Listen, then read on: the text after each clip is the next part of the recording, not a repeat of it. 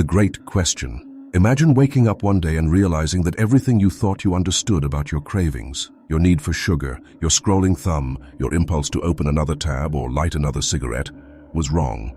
Not just a little bit wrong, but catastrophically, fatefully wrong. Imagine realizing that addiction isn't a defect in your willpower, nor a chemical imbalance, nor even the seductive power of dopamine alone.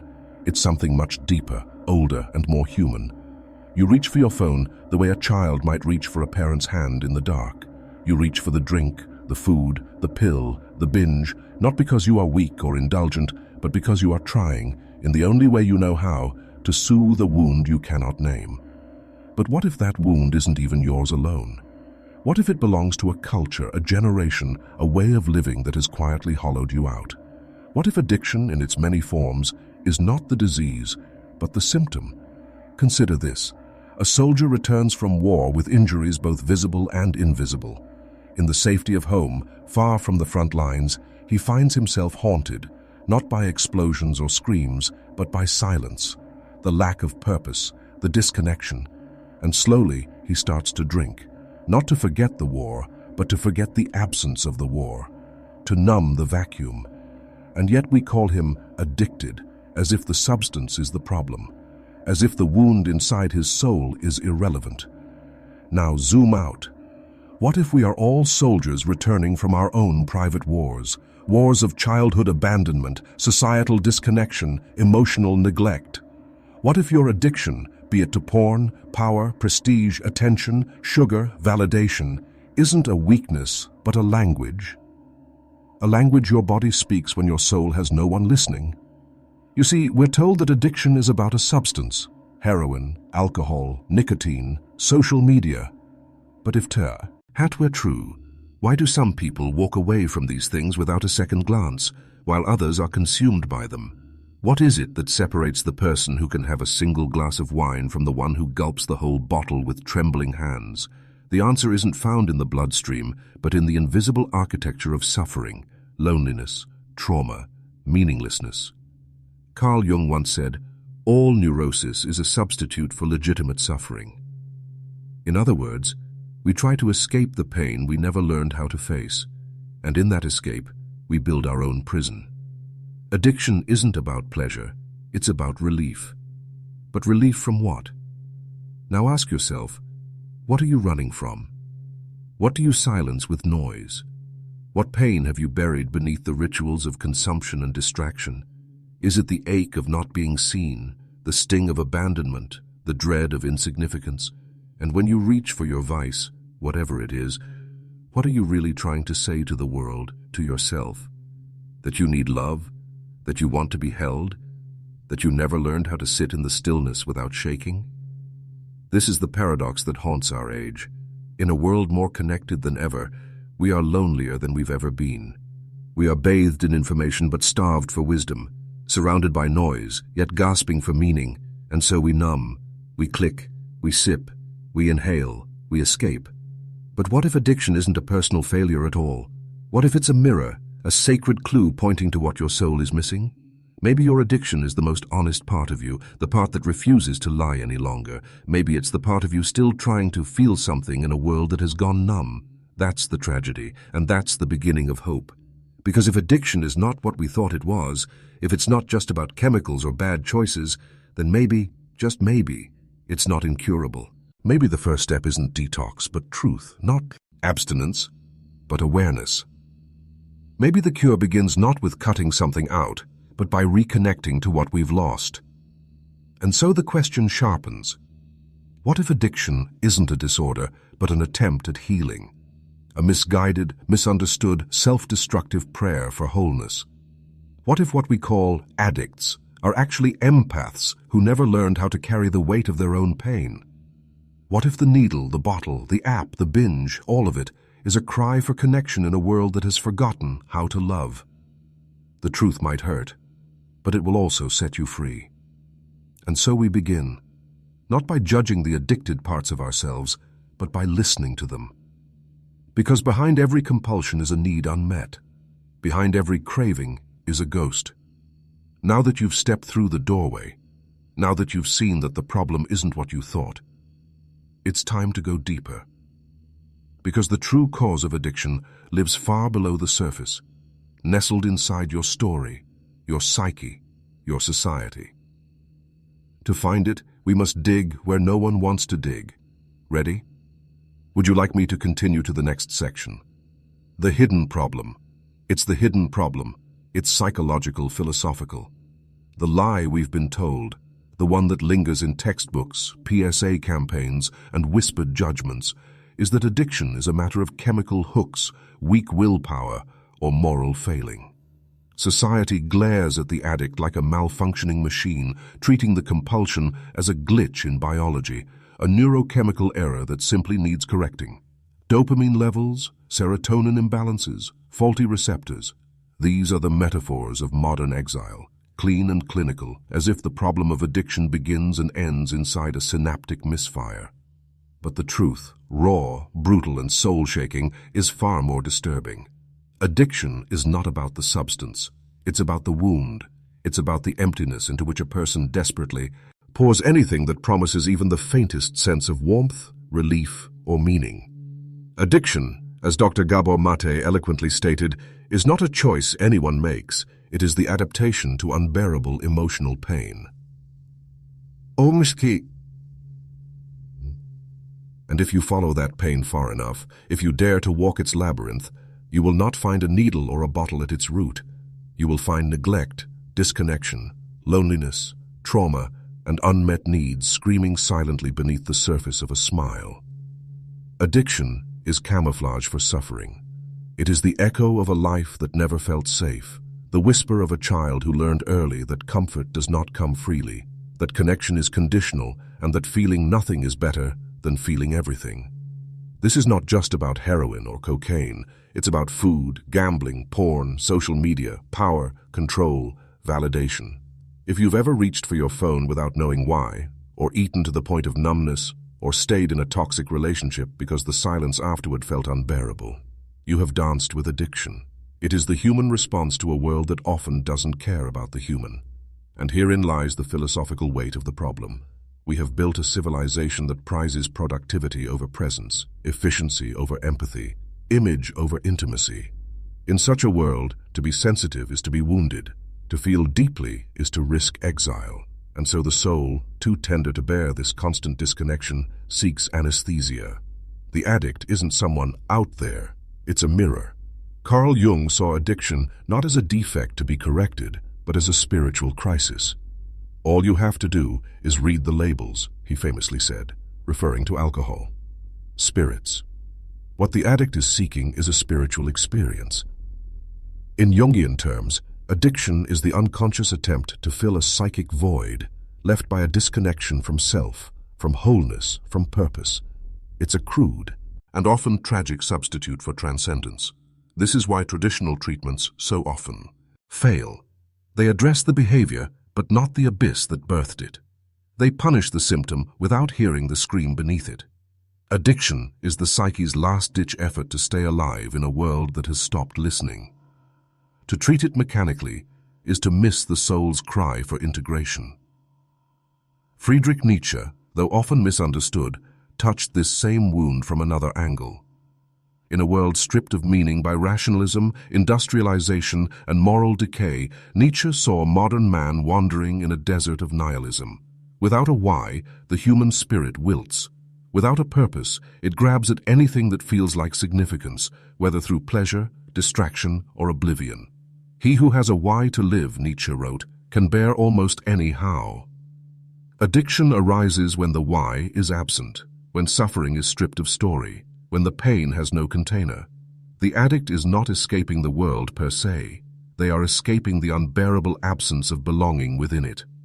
And here we must address the mythology of choice. We are told smugly that addicts choose their fate.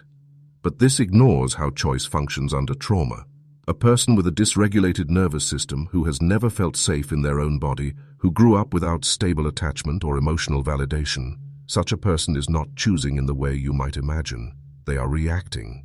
They are surviving. They are seeking relief from a storm that never stops. The brain's reward circuits, hijacked and restructured by chronic stress, are not malfunctioning. They are adapting. Addiction is not irrational. It is tragically rational, given the conditions. This is why we must shift from asking, why the addiction, to why the pain. Jean-Paul Sartre wrote about bad faith, the act of deceiving oneself in order to avoid the anxiety of freedom. In this context, addiction is a form of bad faith, but not in the judgmental sense. It is the way we cope with existential dread when we cannot find meaning. The addict may know their habit is killing them, but the pain of stopping, of facing the unfiltered void, is often worse. The substance becomes a shield against existential terror, against the crushing awareness of isolation, impermanence, and futility. But ironically, this same shield creates the conditions for deeper isolation. The addict becomes trapped not just chemically, but spiritually. They lose access to agency not because they are weak, but because they were never truly given the space to develop it. And so the hidden problem is not addiction itself, it is the culture that breeds it. A society that medicates emotion, that rewards numbness, that turns suffering into pathology rather than poetry. Such a society manufactures addicts in silence. We are taught to suppress instead of express, to perform instead of be, to consume instead of connect. Is it any wonder, then, that addiction thrives? It's not a malfunction. It's a mirror. And that mirror shows us something we'd rather not see. A world where disconnection is normal, where vulnerability is punished, and where silence is the loudest language of the soul. But this is not the end of the story. This is the wound. The question now is, what has this wound done to us? What shape has it carved into our lives while we weren't watching? If addiction is not the root, but the echo, then what echo is it leaving in our relationships, in our communities, in our sense of self? That answer lies just beyond the next curtain, waiting to reveal itself. The unseen consequences. And now, imagine walking down a busy street, any city, any country. People rush past you. A man stares into his phone, head bowed like a monk in prayer. A teenager scrolls TikTok on the bus, earbuds muting the world. A woman cries silently in a cafe corner, her espresso untouched. At first glance, it looks like a world in motion, but stay still long enough and you'll notice something far more disturbing. Almost everyone is reaching for something. A device, a drink, a snack, a purchase, a scroll, a like. What we call modern life is increasingly composed of micro-moments of seeking, distracting, numbing. Addiction, once confined to the alleyways and dim-lit rehabs, now parades itself in daylight under different names: productivity, entertainment, hustle, self-care. We don't see it for what it is, because it doesn't look like suffering. It looks like normality. That's the most devastating trick of all. You may not be addicted to heroin, but are you addicted to avoiding your own silence? We've turned addiction into a word for those people, as if it's a rare condition triggered by weak will or chemical fate. But what if addiction is not a disease? What if it's a symptom, a signal of a society that no longer knows how to feel pain, let alone transform it? This is the unseen consequence. We pathologize the addict, but worship the workaholic. We shun the alcoholic, but celebrate the caffeine-dependent insomniac who grinds for 14 hours a day. We pity the gambling addict, but praise the crypto-obsessed trader for his risk-taking spirit. We don't recognize addiction in these forms because they align with what culture rewards: avoidance through performance. Busyness becomes the drug, achievement becomes the high, and dopamine, our brain's pleasure molecule, becomes the currency of a manipulated existence. Dr. Anna Lemke, author of Dopamine Nation, calls this our new pain-pleasure seesaw. When we overstimulate the pleasure side, through apps, sugar, sex, or status, the brain compensates by tipping the other way. We don't feel happier, we feel hollow. So we chase more, consume more, perform more, only to fall deeper into the well. Addiction in this model is not about the substance. It's about what the substance, be it sugar, screens, or self-importance, helps you escape. And that thing almost always is yourself. The shame you buried, the fear you swallowed, the love you never received, the questions you never dared to ask. But here's the chilling part. Society thrives on your addiction. In fact, it depends on it. Advertising works only because you're not whole. The beauty industry thrives because you doubt your worth. The productivity movement sells because you fear you're not enough. The algorithmic rabbit holes exist not to inform you, but to distract you from your inner emptiness. Every addiction becomes a market, and every trauma becomes an opportunity for someone else to profit. Philosopher Byung-Chul Han calls this the era of psychopolitics, where control doesn't happen through force, but through emotional self-regulation enforced by market-driven desires. You police yourself, craving the likes, fearing the silence. You become the warden of your own dopamine prison. And how deep does this go? Deep enough that we now fear stillness. Sit quietly for 5 minutes, no phone, no music, no tasks, and your brain starts itching. That's withdrawal. From what? From the noise. We're not addicted to any one thing. We're addicted to not feeling, not confronting, not being with what is. And this has consequences beyond personal unrest. It affects our capacity to love, to empathize, to connect. If we cannot tolerate our own pain, how can we possibly hold space for someone else's? Even more tragically, the unacknowledged addict, be it the perfectionist parent, the high-functioning entrepreneur, or the emotionally unavailable friend, passes this pattern on. Children learn to numb before they can even name their feelings. Intimacy becomes threatening because it demands presence. Relationships fail not from incompatibility, but from the quiet refusal to sit with discomfort. Every unrest is. Old addiction becomes a legacy, a ripple through generations, leaving behind a lineage of emotional fugitives. Addiction, then, is not the fringe. It is the center. It is the silent architect of our modern malaise. And the reason we don't heal it is because we don't recognize it. We label the addict, but ignore the aching mother who drinks 2 glasses of wine every night to numb her loneliness.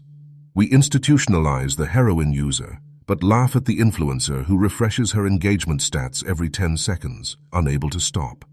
We never ask what pain drove the billionaire to build his empire at the cost of his soul. We never ask what emptiness kept the artist creating long after joy had left the canvas. These are all forms of addiction, but society calls them genius, hustle, self-care, ambition. And so we suffer, not loudly, not visibly, but quietly, in the spaces between likes, in the scrolling void, in the glazed overlook during conversations, in the need to always be doing something, in the fear of simply being. We suffer because we're chasing things that were never meant to heal us, and we call this progress. But what if this whole edifice is cracked? What if the problem isn't that we're weak, but that we were never taught how to sit with our wounds? What if the cure isn't control, but connection, not escape, but encounter? What if addiction, at its core, is a sacred invitation to meet the parts of ourselves we've abandoned? The question isn't, are you addicted?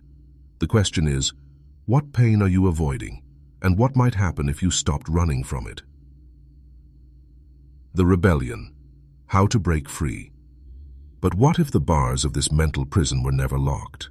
What if the architecture of addiction, so often portrayed as invincible, could be reimagined not as an enemy to be conquered, but as a misinterpreted messenger? To rebel against addiction isn't just about quitting a substance or deleting an app. It's about confronting the hollow spaces within that made those things attractive in the first place.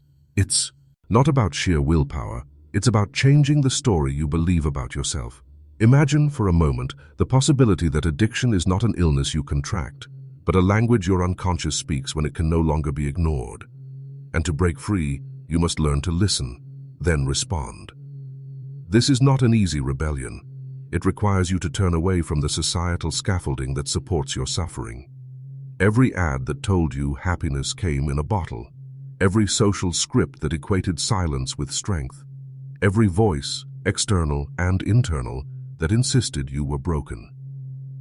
This is where the true battle begins, not in the detox room or the rehab facility, but in the rewiring of your internal narrative. Because the real addiction may not be to the substance itself, but to the cycle of disconnection, shame, and numbing that made that substance necessary. Consider Carl Jung's confrontation with the shadow, the dark, hidden self we deny, but which governs us in silence. Jung wrote, Until you make the unconscious conscious, it will direct your life and you will call it fate. What if your compulsion is the shadow trying to speak? What if it's the part of you you've buried, screaming for recognition? Rebellion, then, is not suppression, it is illumination. To break free is to turn inward, to face the pain that the substance helped you avoid. And when you do, something profound happens. The craving weakens. Not because you fought harder, but because you've listened deeper. Viktor Frankl, who survived the concentration camps, wrote that suffering ceases to be suffering when it finds meaning. What if your addiction is not meaningless destruction, but a desperate search for meaning misdirected? Perhaps your rebellion is to stop asking, "How do I stop this behavior?" and instead ask, "What pain is this trying to soothe? What wound is this covering?" The first step toward this rebellion is compassion, not just the soft kind, but the fierce, radical compassion that doesn't flinch from the truth. You must become both surgeon and patient, excavating your soul's architecture with trembling hands and unshakable resolve. You must become curious where you were once cruel. When the craving comes, ask it, "What do you need from me?" Not to indulge it, but to understand it. That's rebellion, that's revolution. You will likely find that beneath your addiction lies grief, loneliness, a longing to be seen, and in this lies your key. For once you know what your addiction truly wants, for connection, for expression, for peace, you can begin to give yourself those things directly. No middleman, no false comfort, just real, raw presence. This is not about becoming someone new. It's about returning to the person you were before the world taught you to numb. And sometimes you must do something drastic to remember who that was. History shows us that the most powerful acts of rebellion are not always loud. When Siddhartha Gautama sat under the Bodhi tree, he vowed not to rise until he understood suffering. That was rebellion. When a burned-out soldier throws away his rifle and chooses to forgive himself, that is rebellion. When someone takes a breath, and then another, and chooses not to numb their pain, but to feel it fully, that is rebellion too. And that kind of rebellion changes lives. Sometimes changing your environment is essential. You cannot heal in the same soil that sickened you, but more often, the environment that needs changing is internal. The beliefs, the fears, the unexamined narratives. That is the battlefield. Rebellion, in its deepest sense, is not against society. It is for your own liberation. It is a declaration that you are not a problem to be solved, but a story to be understood. And you are the only one who can rewrite it. There is no perfect path, no one-size-fits-all method, but there is one commonality among those who break free. They stop identifying with their addiction. They stop saying, "I am an addict," and begin saying, "I am a human being in pain, learning to heal." This shift, from identity to process, is radical. It undermines the very foundation on which addiction clings. It turns the narrative from permanent failure into an unfolding journey. Nietzsche once said, "He who has a why to live can bear almost any how." If your rebellion is rooted in a clear why, in a deep, unshakable sense of who you wish to become, then the how will reveal itself. And with each step, you reclaim your agency. Not all at once, not perfectly, but piece by piece. Like a mosaic, your shattered parts rearranged not to resemble what was, but to become something new, something stronger for having broken. Let this be your rebellion, not of fists or fire, but of truth, of standing in front of your deepest fear and saying, "I see you. I will no longer run." Because freedom is not the absence of craving, it is the presence of wholeness, and that finally is within your reach. The ultimate truth, the final, most powerful realization. But what if you were never broken to begin with? What if the very premise upon which you built your beliefs, that you are somehow unworthy, damaged, addicted, lacking, was a lie whispered by a world that doesn't know how to love, a society that sells connection in pieces and then shames you for trying to assemble them in the wrong order? Imagine this. You're not addicted because you're weak. You're addicted because you're human in a world that forgot how to be human. The true opposite of addiction, as it turns out, was never sobriety. It was connection. Not connection in the shallow, digitized, commodified sense, but the deep-rooted feeling of being seen, held, and known. That longing you've been numbing wasn't a flaw, it was a compass. It pointed toward something real, something holy, something terrifyingly beautiful. All along, your pain was trying to guide you back to yourself. The substances, the screens, the compulsions, they were the breadcrumbs scattered by a psyche desperate to survive an environment that has abandoned the village for the algorithm, the elder for the influencer, the soul for the scroll. In the deepest sense, addiction is not a personal failing, but a cultural scream, a collective howl in the face of unbearable disconnection. It's a symptom of a world that forgot that community isn't optional, it's air. Think of Viktor Frankl in a concentration camp, realizing that the prisoners who survived were not necessarily the strongest, but those who could locate meaning, even in suffering. Now imagine what it means that so many today find no meaning outside of consumption, that our rituals have been replaced by retail, our elders by influencers, our ceremonies by streaming cues. The addiction is not in the drug. It is in the spiritual poverty we carry like invisible chains, inherited from a system that measures success in isolation, productivity in sleeplessness, worth in applause. And here's the ultimate paradox. The more you numb the pain of disconnection, the further you drift from the very healing you crave. Every click, every hit, every scroll becomes a step away from the village of your own soul. But here's the moment of transcendence, the point where the air changes and your breath catches in your chest. The addiction was not your enemy. It was your teacher. It was the flawed, broken messenger screaming, "Come back! You've wandered too far. Come back to your body, your truth, your relationships, your purpose." The shame you've worn like a coat of thorns? That wasn't yours to carry.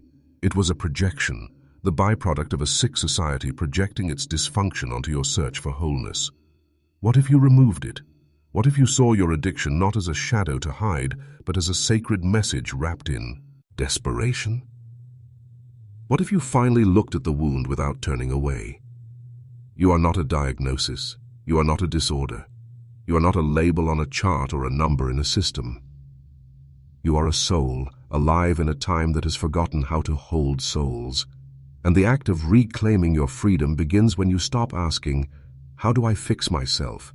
and start asking, "What was I trying to feel when I first turned away?"